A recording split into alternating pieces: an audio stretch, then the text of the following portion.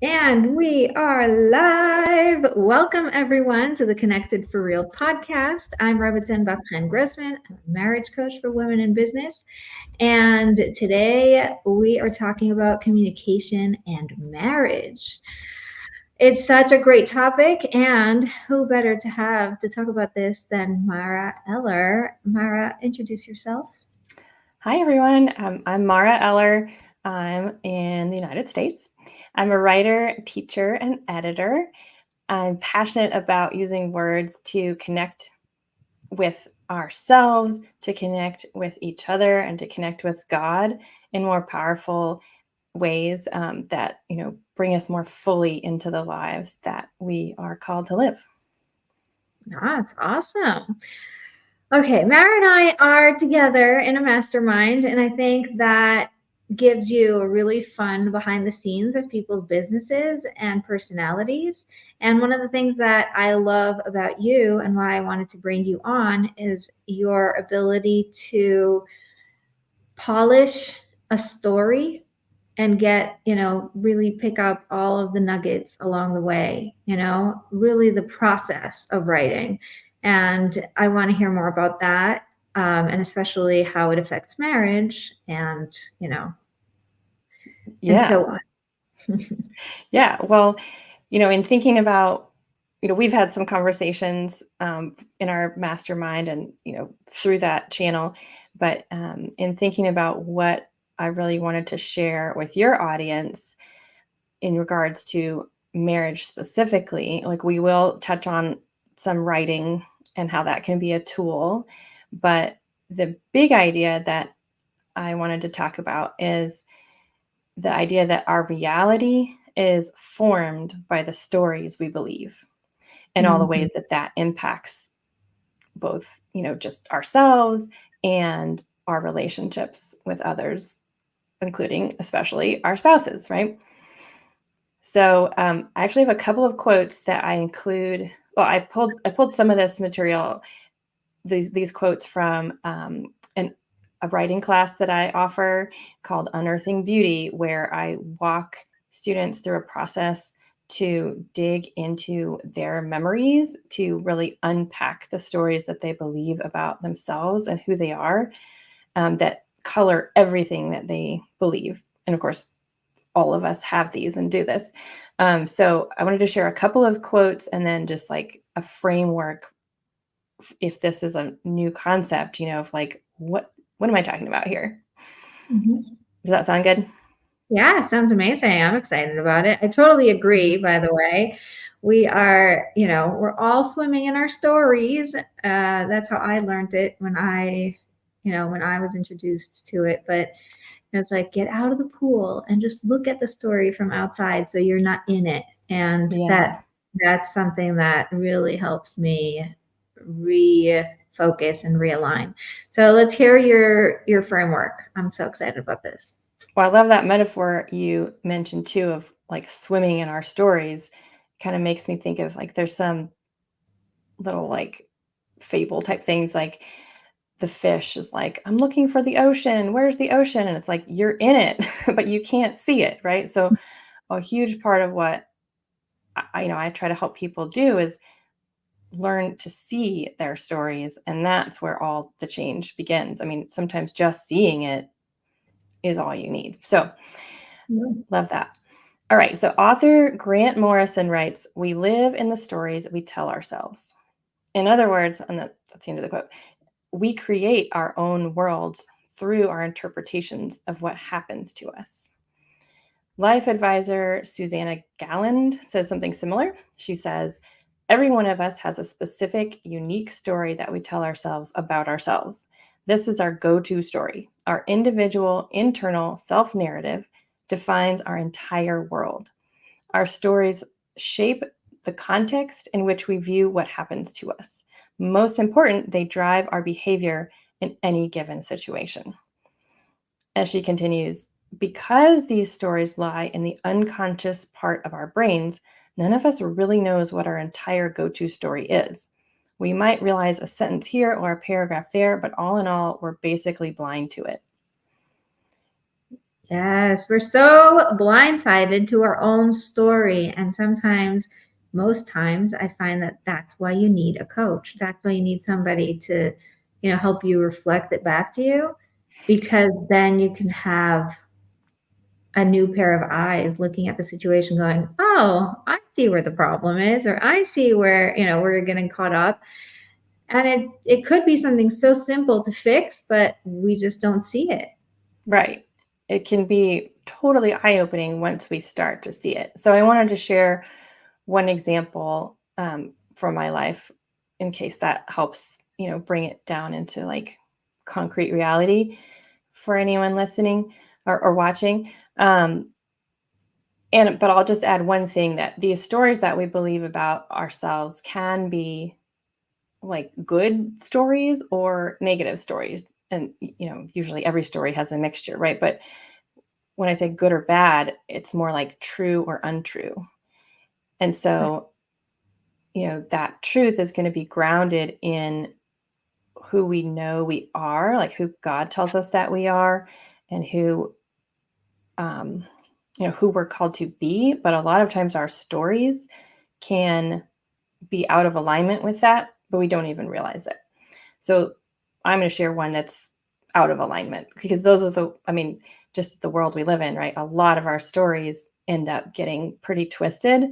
And it's by recognizing that and then thinking about how we might be able to reframe that story that we can really grow and transform, which then of course affects our relationships too.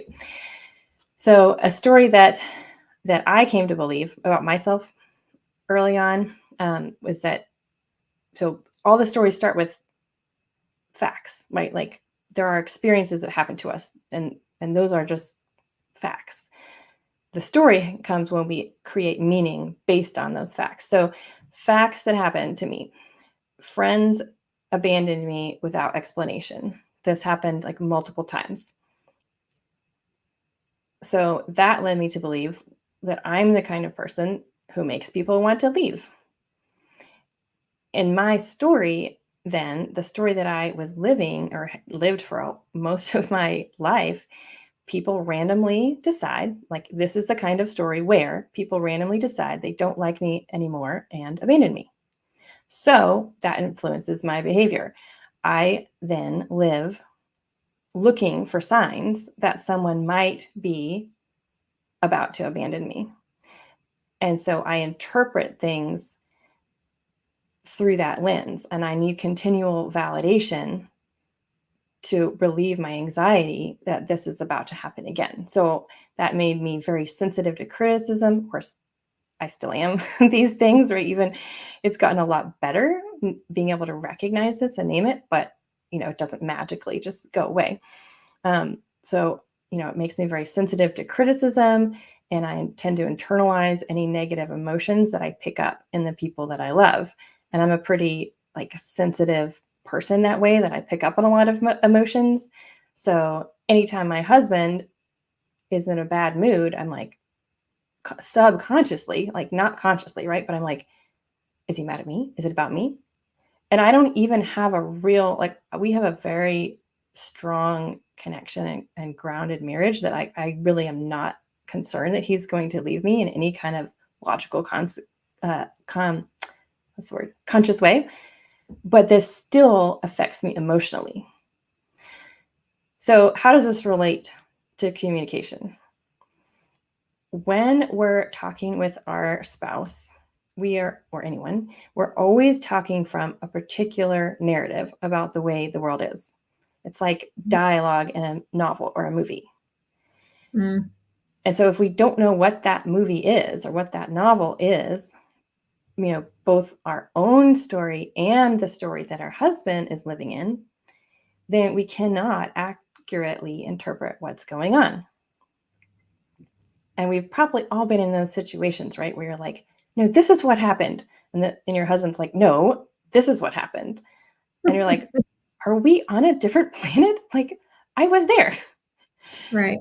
And, sometimes our memory is pretty fickle, but like a lot of the time what's happening is that it's the interpretation that is not matching up.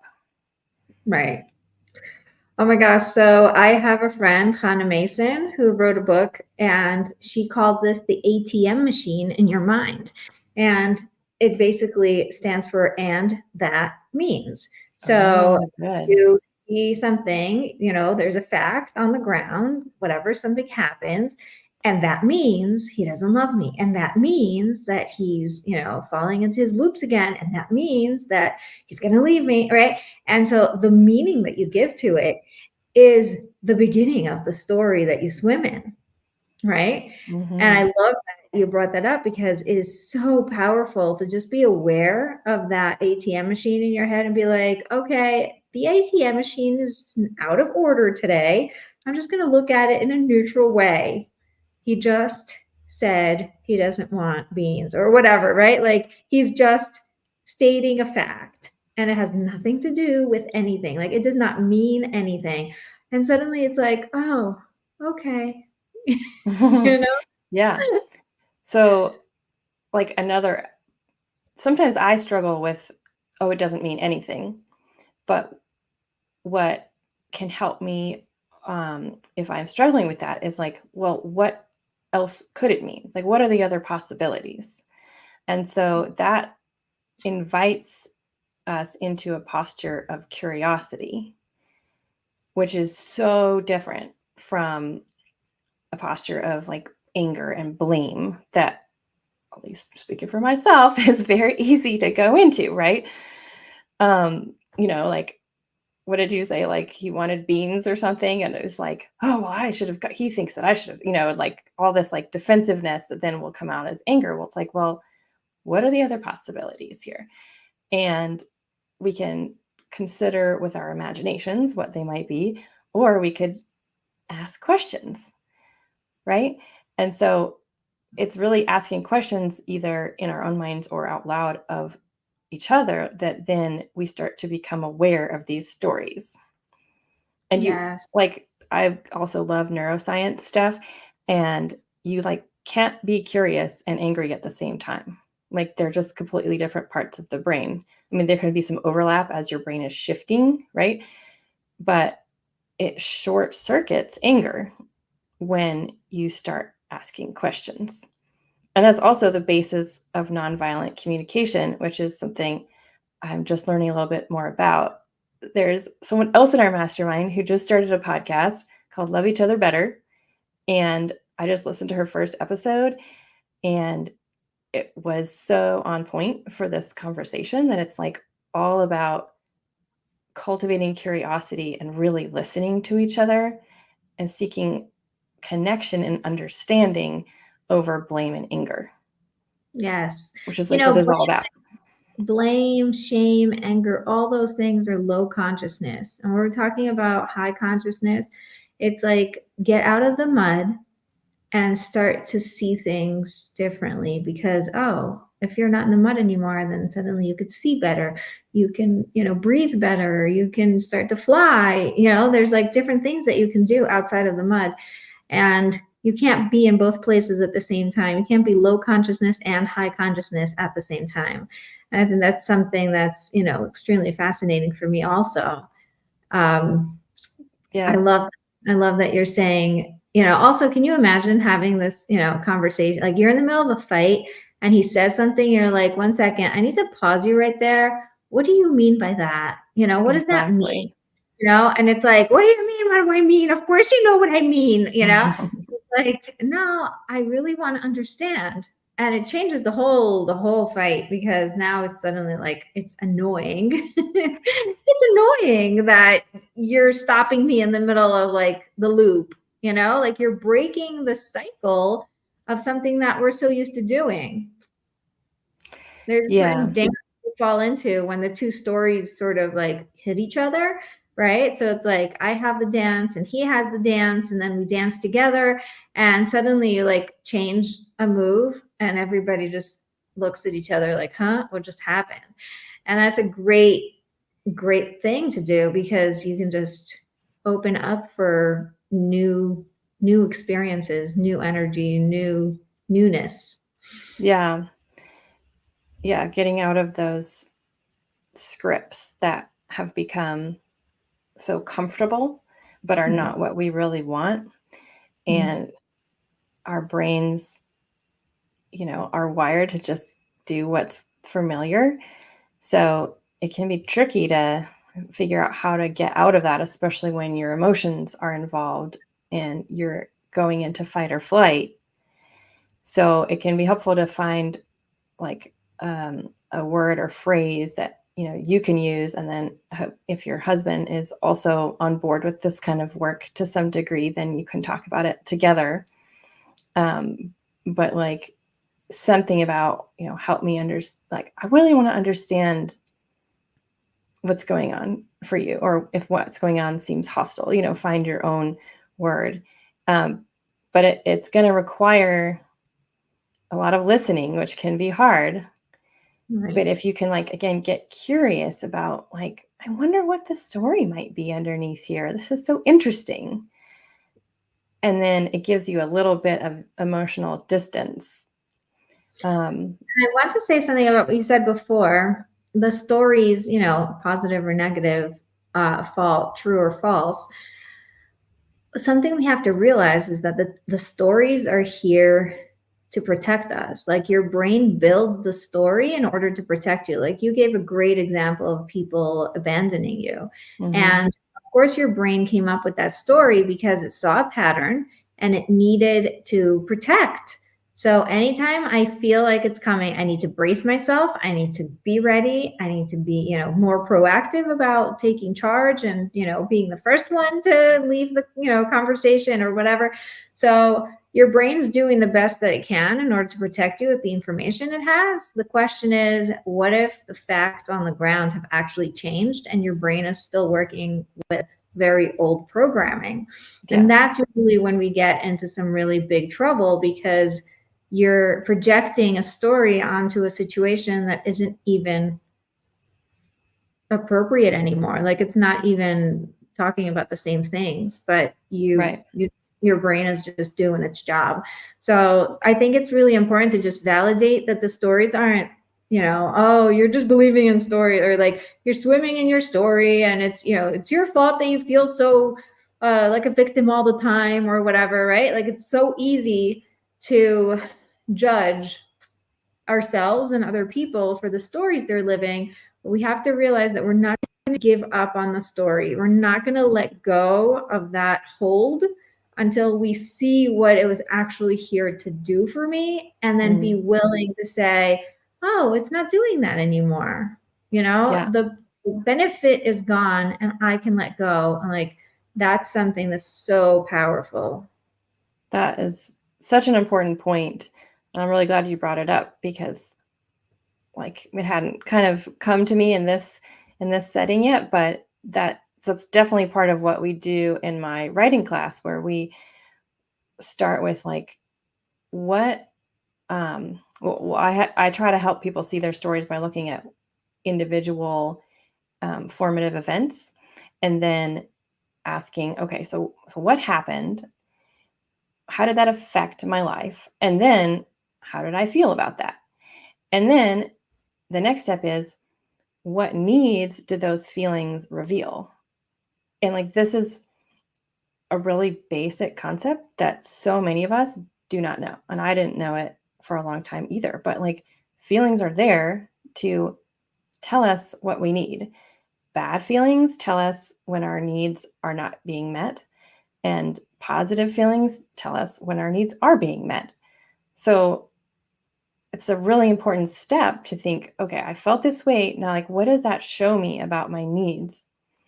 And then by looking at those needs, I feel like that's a really good path to that self-compassion, where you think, oh, I had some valid, important needs, and my brain tried, how did I, and then the next step after that is, how did I try to get those needs met? And then you start to see, oh, I created this story to try to meet those needs. And some of the things I tried maybe were good, and some of the things ultimately were not helpful, but they were there to try to help me. And then you can look at, are those needs getting met now? How are the circumstances surrounding those still valid needs different, and might my old strategies be actually holding me back instead of moving me forward. Wow. Whew. Yeah. I mean, it's like a process. And that's where I think that level of complexity is definitely going to need a guide, whether it's in like coaching or counseling or in through writing. And writing is a wonderful way to get a little bit of like narrative distance for ourselves, so we can often do a little bit more of that deep processing on our own through writing. Or of course, my favorite way is through writing with a guide, which would be what I do in the course. But you don't have to, I mean, that's a great goal, but I think there's also a lot of things that you can do without going quite that deep and getting quite that complex. Yeah, in my training for journaling, one of the things I say is that when I am thinking through something in my head, my brain will, sort of pause mid-sentence and realize where this is going, and then be like, let's distract you and put you over here instead. Or, let's sort of take a tangent over there and just not finish that sentence. But when I'm writing, it forces me to finish the sentence, and I can fully see what's going on behind the scenes. And sometimes it's the most deep, intense, beautiful things that come out when I'm allowing myself to be like, this is what I really want, or, this is what this means to me. And then I suddenly see like, this really means a lot to me, and I'm not upset for no reason, or like there's something there. And so writing is really powerful in that way, that it forces me to, like you said, take a little distance, but also finish the sentence, Yeah. Especially for those of us who are easily distracted. I would be on that list for sure. Yes. Well, your brain is doing its brain job, right? So if it can protect you from feeling uncomfortable, it will, because discomfort is, it's like, your brain's enemy. Like, I don't want to be uncomfortable. I'd rather be nice and cozy. Yeah. Even if comfort zone is not actually comfortable, we tend to go for that because it feels familiar. Yeah. So I think, it's important to recognize that discomfort and then intentionally take a different tack, like in our conversations, because healthy communication, that, what we want in our marriages, is really about connection. But so many times we can think that communication is about information. And really, like, that's so much less important, right? Oh, okay. 1 second. Pause that. That was mic drop. Woo. Most of us are communicating for connection, but we think it's for information. That is so powerful.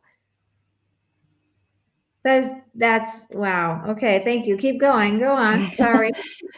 So yeah, like the information, the facts can be really distracting to our true goal that we like often you just completely forget about, which is connection. So, whenever that starts to happen, if we can notice it enough, then we can, pause and pivot and ask questions of our spouse and, also hopefully ourselves, to try to really get to that story that's underneath the specifics of whatever we're arguing about or, talking about. I find this extremely interesting because my husband's very much like, straight, square. He just wants the information. And I am very much of a connector, right? So I'll be telling a story and he's like, he needs to know if like what the fact is, or he like stops me mid-sentence to like fix the grammar or something. I'm like, it really doesn't matter. Just listen to the point, And so it's such an important thing to realize. Sometimes it really doesn't matter. Like the words themselves are not as important as what's happening underneath the ground. Like, why are you telling me the story is sometimes more important than the story itself.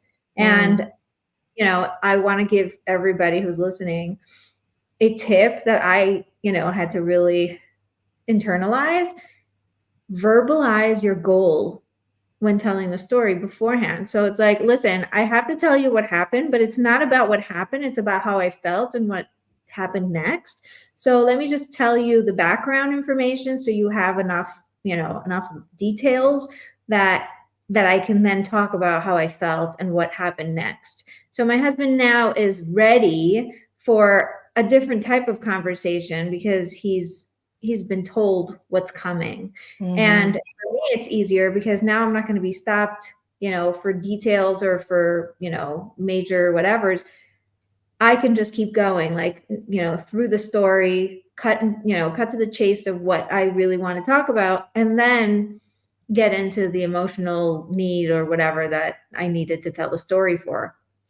I think that's really important. So communicate before you communicate is a very cool skill. Yes.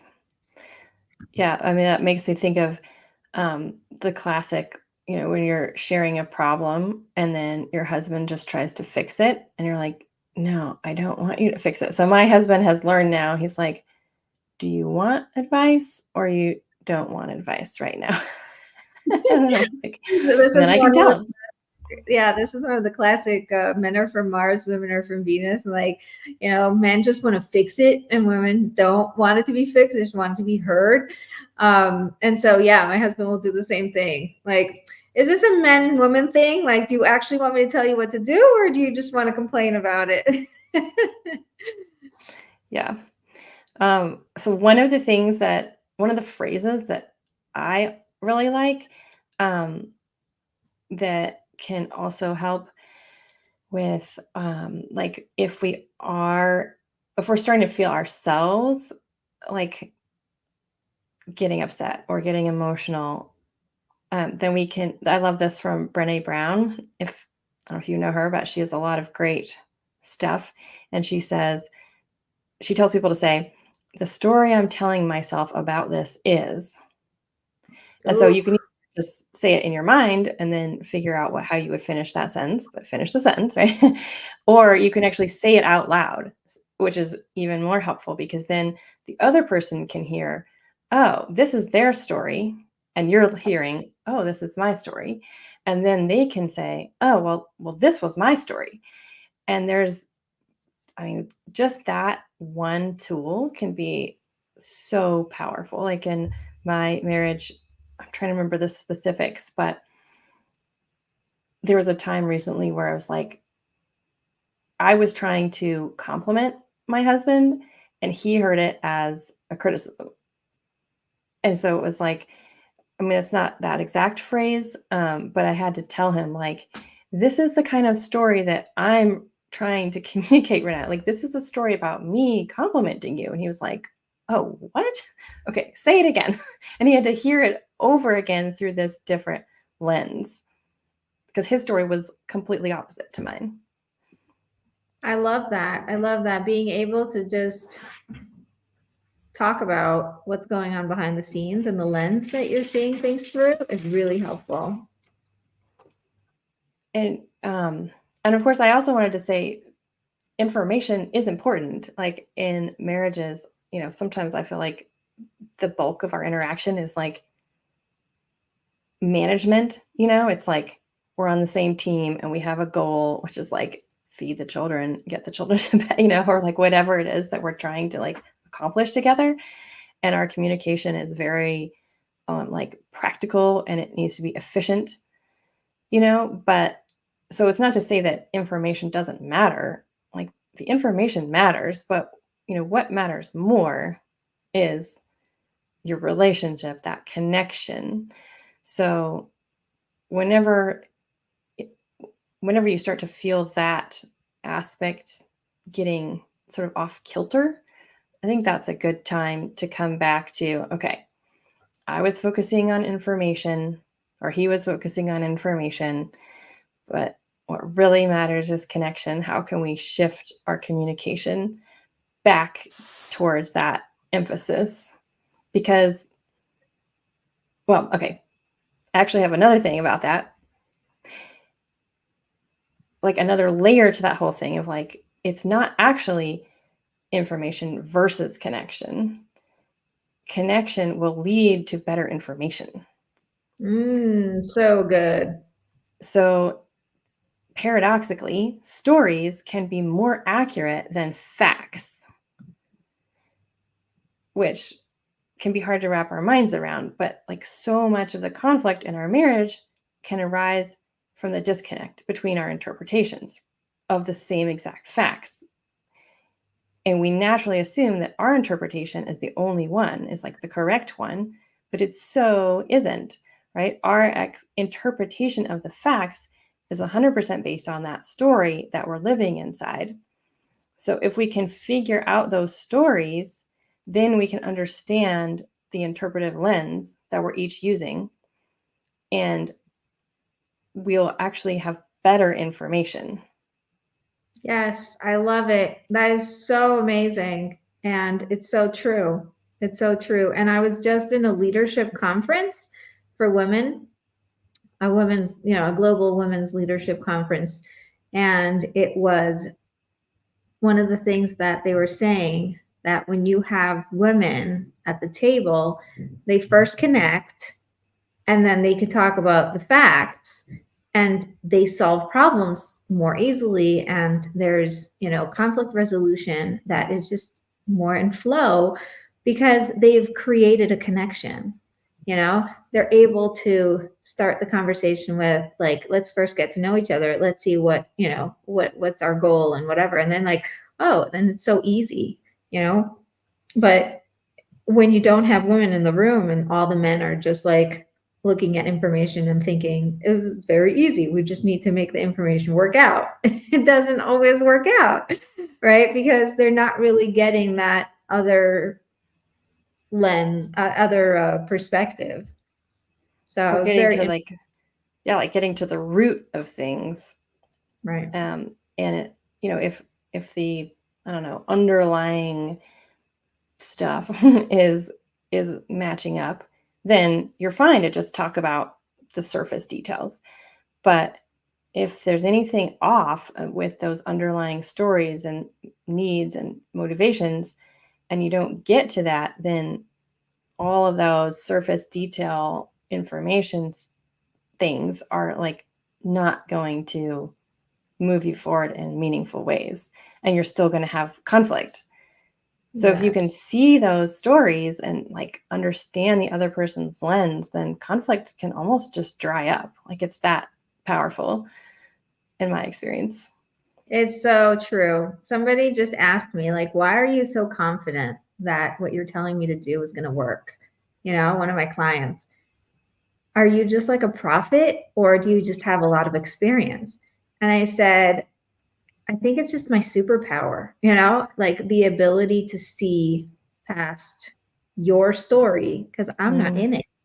I'm not in it. So I can help you very easily because I'm seeing something you're not. And it's extremely powerful. And it's like, it was really fun how she asked it. She's like, why are you so confident? Like, it made me double take, like, who said I'm confident? But yeah. Like, have you been in here? Because that is not my experience. Right? Exactly. And I want to go back to the story thing, because a lot of times what's happening is we're swimming in our own story. Our husband is swimming in his story. We're so comfortable with our story because, we've been believing this story for 20, 30, 40 years. And we're not really moving out of the story because it's our identity. It is so strange to then have to think, oh, I could let go of the story, or I could change the story, or, the fear is bigger than, any transformation. I think as soon as you can visualize, oh, all the doors that will open, yeah, it makes it much easier. But I think the fear is the first thing that comes in, is like, what? You want me to give up the way I always saw myself, Yeah. I think that can manifest as like disbelief too, or, skepticism, like that. What are you talking about? Like, I can't do that. No one can do that. Like, what is that nonsense? Um, but like, God is a God of story. And so it shouldn't be surprising that stories have this kind of power. And he's also a God of like continual creation and recreation. And in his image, we're invited into that process. So, like, we really are all invited to be co authors of our lives with him. Like, we do have the ability to change our stories. Um, if we want to, but that doesn't make it easy. So, like, I want to remind everyone that the first step is just being aware of them. And so much can change without you even trying when you become aware of something. And then, Yes, awareness, and then, 90% of the work. yeah. And then the next question is, do you like your story? Do you like the story you're living in?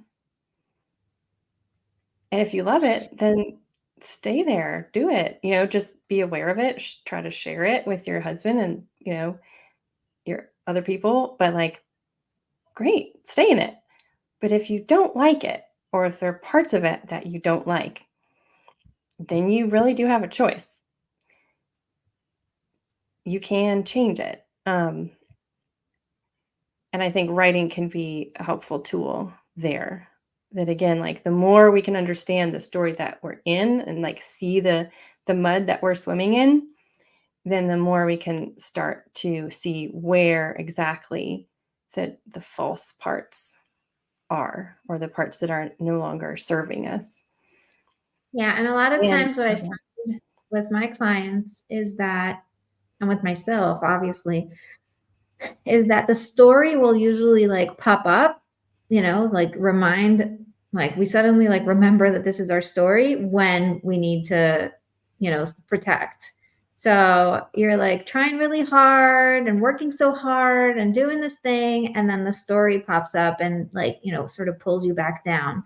So it will usually come to your, to be your savior right as you're starting to fly, right? Right mm, as you're about to get out, your story comes and reminds you, like, wait, that's not who you really are, right? I have a great example of this when I was starting my business. like, you're about I to get hurt, so back it exactly. up.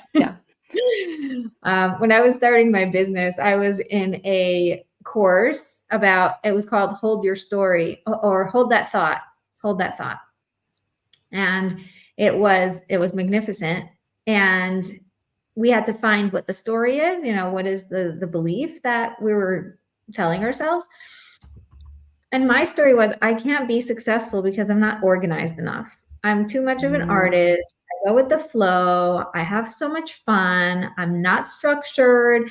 I don't have, my routines aren't perfect. I'm just not that type of person, and of course I'm married to a husband who is extremely routine and extremely structured and perfectly aligned in all of his like, little cubes and stuff. And so I have a lot to aspire to. And so I'm always comparing myself and saying, no, I'm the opposite. I'm the artist. I'm the flow. I'm the this, that, the other, spontaneous, whatever. And when I question that, I'm like, first of all, I'm successful because I am so go with the flow and because I have so much of that artistic creativity of figuring it out. That's one thing. But also, who said I'm not organized? And I started going through my entire life and all the things I am organized in. And by the way, like, if you see me now, this is part of a series of an entire year that I'm planning ahead because I'm having a baby. So I actually sat myself down and got the entire year printed out and little sticky notes of every single week of what the topic is and who's the guest and all the stuff. And it's like mind blowing to think about myself now, like 5 years later, from that moment, and saying, like, really, you're not organized? Like, is that really true? Right. And so, like, I freed myself from that story by just finding evidence for the other, for the other side, for the other stories. Mm. Yeah, there's so much in that. Like, you actually can, by naming that story about yourself that you're not organized, then you can figure out what's the story based on. Are those facts actually accurate? Are they like really old, or is it based out of comparison? And then you can also decide what you want to do about it. So it's like, okay, well, maybe I am disorganized in certain ways, or maybe I'm not as organized as I want to be. All right, well, let's work on that. And then all of a sudden, that story isn't holding you back anymore. It can actually help you. And then in that process, then the story changes. Yeah. No, it's really fun too, because, for me, I compare myself a lot because that's how I find who I am. As I'm a very people person. So also, like, how can I be a podcaster, or like, have this thing? I have nothing new to say. I'm married to a guy who's constantly coming up with new things and, new ideas. My sister is a content creator. Like, she is just like a well of information, and she comes up with all the stuff. And like, who am I? I'm not teaching anything new, And the thing that helped me the most was I heard a podcast. This guy said, it doesn't have to be new, it has to be true. And I was like, and that gave me permission to start. And as soon as you start, you open up the gates, and all the things that you say are suddenly new to someone else. And you say them in a new way, and you experience different things and are able to talk about them. They're all new because they're your experiences. So, like, the story of, oh, I'm not really a content creator, or I'm not really like, a person who creates new, is such a false story, but it was holding me back, and it was really interesting. Like, that's just another example. As we speaking, I think it's really fun to see where the stories are hiding. Yeah. And of course, it's endless, which is great. It's endless excitement and interest when we discover these new things. I think also it's not just for interest. I think God does it on purpose. Mm. There's a reason why we are called to do things and to grow and to become, because that's the whole point of being here, right? So we're here to connect, we're here to light up the world, we're here to become the next version of ourselves. And so there's really, this is the simplest way to do it, is by being able to turn on the lights on awareness. Just know what's going on. It's like, what's going on behind the scenes? What am I thinking? What am I believing? What are the stories I'm telling myself? And just, you don't have to fix it. You don't have to change it. You don't have to do anything with it. Just know it is already so much work. And then after that, it just sort of starts to shift, because your awareness is enough to want to do something about it. Yeah, your brain can start working on it even subconsciously then, because you've given it the tools that it needs to think about things in a different way. And I think Yes. another sort of tool that can be helpful, and I was actually thinking about this when you were sharing that story about like someone saying, well, how can you be so confident that this is going to work? Or, and I was thinking, well, somebody might be asking, well, how can you be so confident that I can change my story, or that, I don't know, that there are even other options for this story. And apart from like my experience doing this with people and your experience doing this with people, but is something like learning about and looking for patterns that exist in the world. And so as like a literature, reader, writer person, like I see those patterns a lot in the books I read or the movies that I watch. But you can find them anywhere by observing people. But when you start looking for these stories, then you'll start noticing patterns, and then that'll help you be able to see new possibilities for yourself. Like, I'm not thinking of a good example, but something where it's like, a lot of our stories will end up blaming us for whatever's happened. And then when we can start finding other explanations, then that can be really powerful. Wow. That's really powerful. Okay, we could talk about this all day, but our time is up. I want to hear how people can contact you, how they can work with you. Tell me more about the Unearthing Beauty course, because that is something that just blows my mind, what you've created there. So go ahead, tell us. Yeah. Well, okay, so the Unearthing Beauty personal writing course, it's actually open right now if you're watching it live. And I'm going to be closing the doors for this cohort on Friday.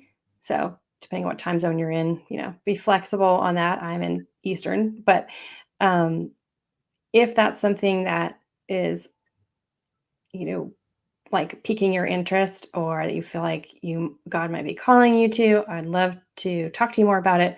Or you can learn more on my website. And I think there's going to be a link somewhere in show notes. Yes. But again, it's a 12-week course where I guide you through this whole process of exactly what we're talking about, and also teach you a lot of repeatable, valuable writing skills and strategies that you could then use to write about things like for the rest of your life. And I give you individual feedback every single week on your writing to guide you again through like the personal spiritual growth process of understanding and identifying your stories, but also through the process of growing as a writer, if that's something that appeals to you. You don't have to be a writer, but some people will be aspiring writers in the course. There's like all kinds of a big range of abilities and goals as far as writing. And then I also wanted to point people to a free download that I have on my site called Find the Heart of Your Story. And this helps you name the values that are most important to you, and then start thinking about why and how you came to hold those values so dear. Like, why are those your top values? And this is one way that you can start uncovering these soul stories, these stories that have become really foundational to the way that you see yourself and the world. So I believe we'll have a link for that. And I'd love to hear about it if anyone looks it up. I also have a newsletter that you can get on, and post on Instagram sometimes.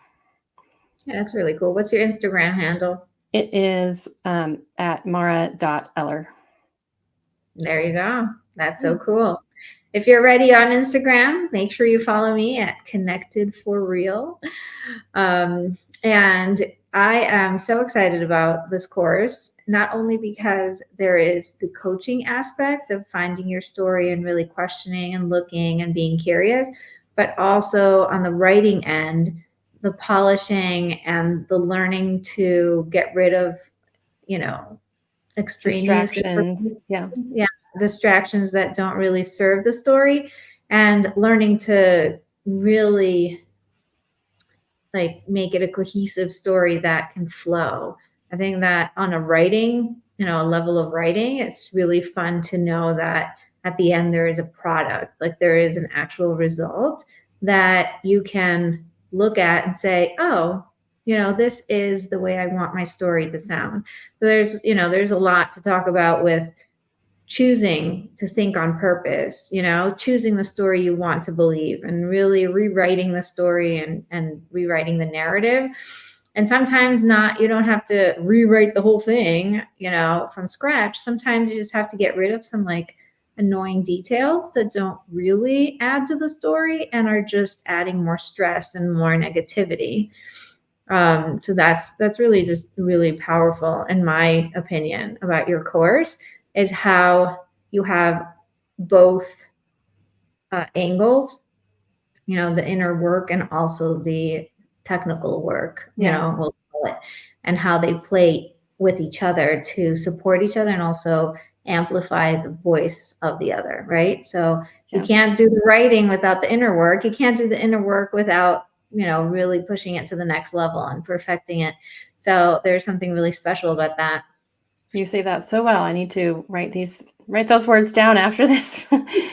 But and you walk away with at least one polished story that you'll feel proud of. And if you're inspired to share it, that could be something to put on a blog or to even try to publish in a magazine, or just to share with people you love, or just keep for yourself to remind you of like the truth of your story and like your power to rewrite it.